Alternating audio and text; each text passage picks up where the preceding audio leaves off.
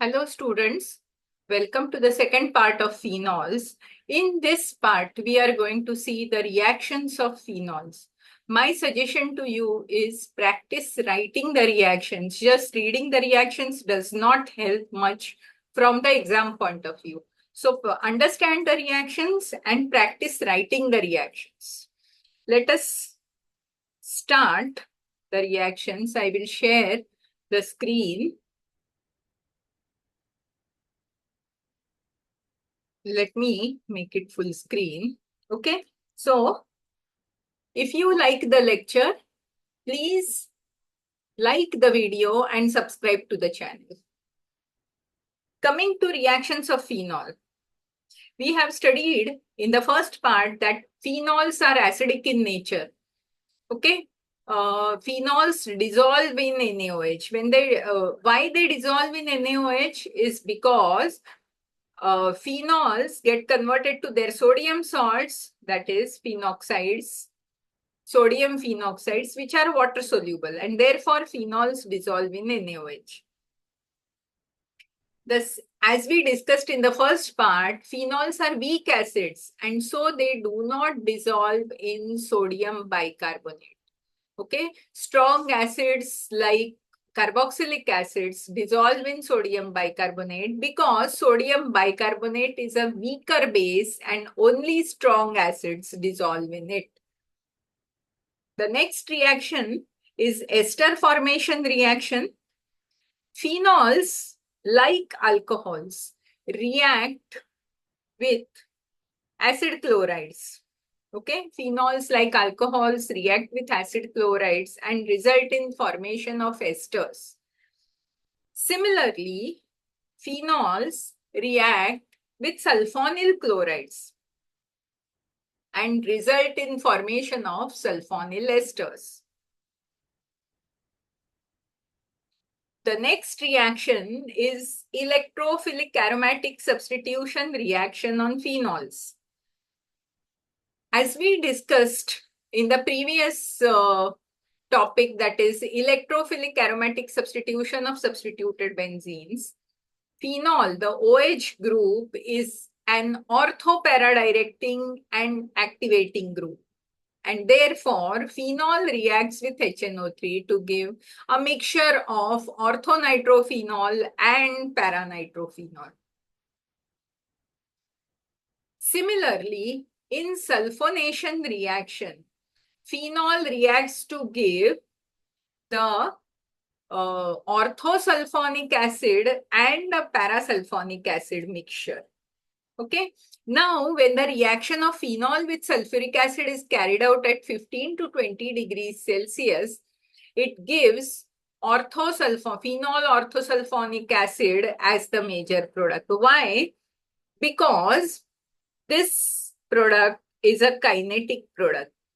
If you recollect what is a kinetic product, what is a thermodynamically controlled product, let us draw an energy profile diagram and try to understand that. Okay. This is the reaction pathway. I'm drawing a second pathway which gives rise to a second product.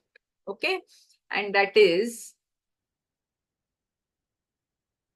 now, stability wise, the product P2 is more stable than product P1 is more stable than product P2.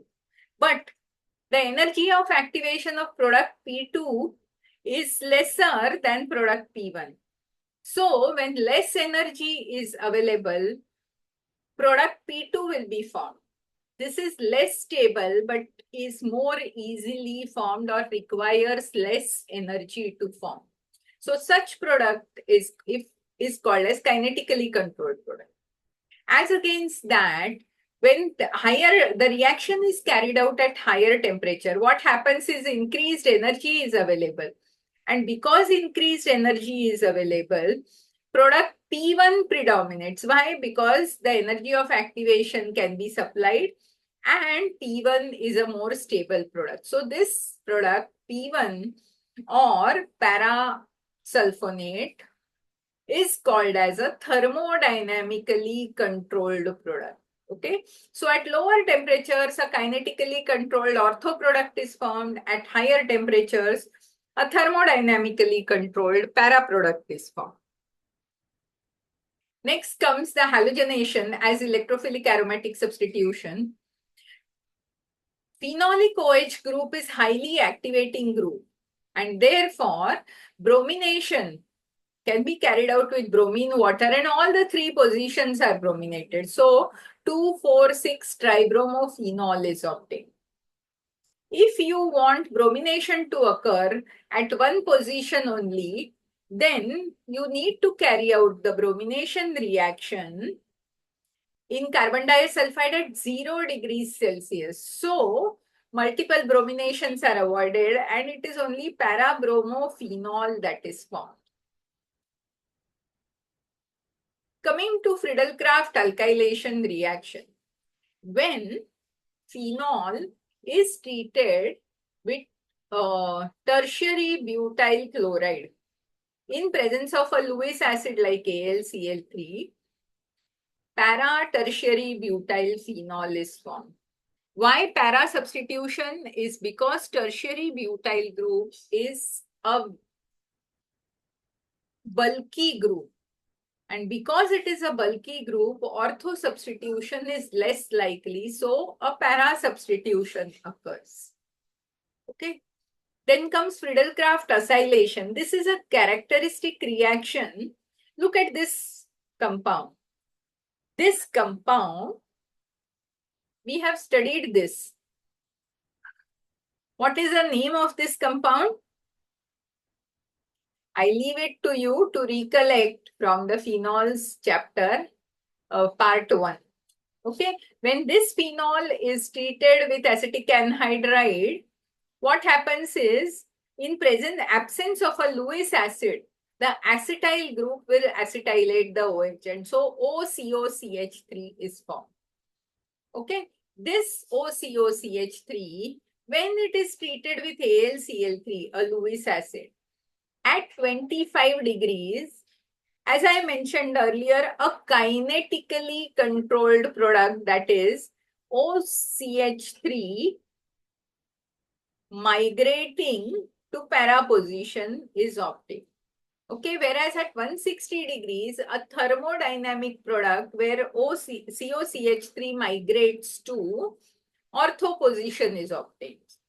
This reaction is known as Price reaction.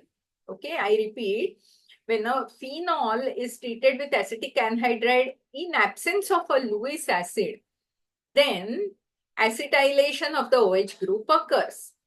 This acetylated OH group, when it is treated with AlCl3, then the COCH3 group migrates either to ortho position or to para position.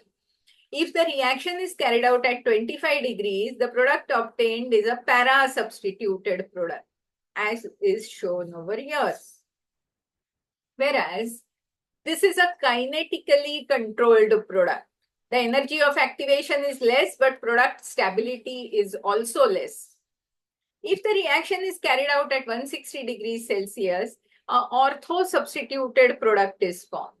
This is a thermodynamically controlled product where energy of activation is more, so higher temperature is required, but the product stability is also more.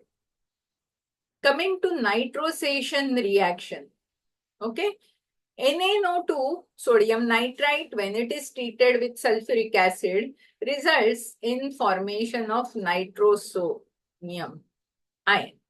This is an electrophile, and so when it is treated with phenol or substituted phenol, what is formed is here is 4-nitroso-2-methyl phenol. Okay. Carbonation reaction, likewise, this reaction is called as Kolbe reaction and is one of the very important reactions for synthesis of salicylic acid. You know, salicylic acid is orthohydroxybenzoic acid, and this salicylic acid forms an important intermediate for synthesis of aspirin. Okay, so this salicylic acid is synthesized by treating sodium salt of phenol, that is sodium phenoxide, with carbon dioxide, dry ice. When carbon dioxide adds on as COO to the ring, and this upon hydrolysis gives salicylic acid. Okay, the next reaction is Riemer-Tiemann reaction. What happens? Phenol, when it is treated with CHCl3, that is chloroform, in presence of NaOH. CHCl3 proton is abstracted, and then finally CHCl3 is converted to CCl2. Now this CCl2 is a carbene. Okay, and this carbene is an electron deficient species. Please try to understand this.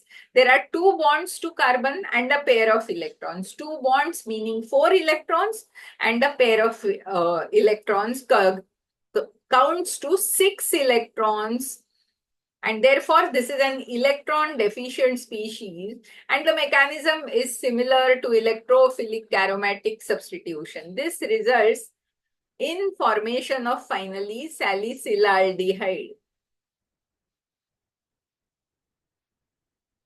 Okay. So this is called as Riemer-Tiemann reaction. Phenol reacts with chloroform in presence of NaOH to give salicylaldehyde. Remember these 2 name reactions, the Kolbe reaction and the Riemer-Tiemann reaction. Next, Williamson's synthesis. Phenol reacts with, say, ethyl iodide in presence of NaOH. An ether is formed. This H and this I is released or liberated. Similarly, a different type of phenol and a different type of alkyl halide. This is still an alkyl halide because the bromine is attached to alkyl group and not to aromatic ring. Okay, this also results in formation of ether, but alkyl halides are necessary for this reaction. Okay, aryl halides will not undergo Williamson synthesis with phenols. Last part is qualitative test for phenols. These are not much important in theory, in the sense you have covered them in the practical, but just a brush up. Litmus test is the first test. Litmus test, phenol is acidic, so it turns blue litmus red. Then comes the ferric chloride test. In ferric chloride test, when phenol is treated with ferric chloride, a violet color complex is formed. FeC6H5O minus 6 times, and this complex has -3 charge. Okay, this is a violet colored complex. Instead of phenol, resorcinol, orthocresol, paracresol give violet or blue coloration. Catechol gives green. Hydroquinone gives violet or transient blue, and pyrogalol gives blue rapidly changing to red. So ferric chloride test, as you all know, is one of the very important tests for phenols in the laboratory. Next is Lieberman's test, also called as Lieberman's nitroso test. When phenol is treated with NaNO2 and H2SO4, as we discussed earlier, nitrosation of phenol occurs. This is nitrosation reaction. Here, this nitrosophenol can exist in 2 different forms, like quinone and quinol. So this can exist in 2 forms, and this quinone monooxime complex is a yellow color complex. Okay, when this is so, when phenol is treated with NaNO2 H2SO4, you get a yellow coloration. And to this, if you add phenol and H2SO4, what happens is a blue colored indophenol complex is formed. This test is given by phenols which contain a free para position, and therefore such compounds will not give Lieberman's test. Okay, these will not give Lieberman's test. Then comes bromine water test. As we discussed earlier, phenol reacts with bromine water to give 2,4,6-tribromophenol. And this test, what is the observation? Bromine water is orange in color. When it is treated with phenol, it is decolorized. Decolorized in the sense the orange color of bromine water is lost. That is first observation. Second observation is a white PPT of 2,4,6-tribromophenol is formed. The last qualitative test is a phthalene dye test. Okay. When phenol is treated with phthalic anhydride in presence of H2SO4, phenolphthalein is formed. When you basify, you know phenolphthalein is colorless in acidic conditions and is pink in basic conditions. So when you add NaOH, it gives pink color. And when you add excess of NaOH, it again turns colorless. Why it again turns colorless is because in excess of NaOH, look at this carbon gets now one OH attached to it, and therefore the extensive delocalized structure giving pink color is lost. Here there is no extensive delocalization. Look at this structure. There is extensive delocalization because all the rings are connected to sp2 hybrid carbon. So extensive delocalization. When that sp2 hybrid carbon turns to sp3 hybrid carbon, the delocalization is lost and it turns colorless. Okay. With that, here are some questions. You can note down the questions.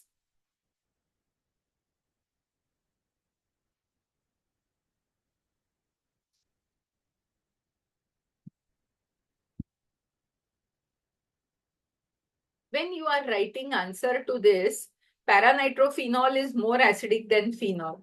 Write the resonating structures of both the anions and then only write your answer. Similarly, paracresol is less acidic than phenol. Write the resonating structures of both the anions and then write the write-up. Okay. Then here is how will you distinguish between, if there are any problems, you can mail to me. My mail ID is given on the first slide. Okay. With that,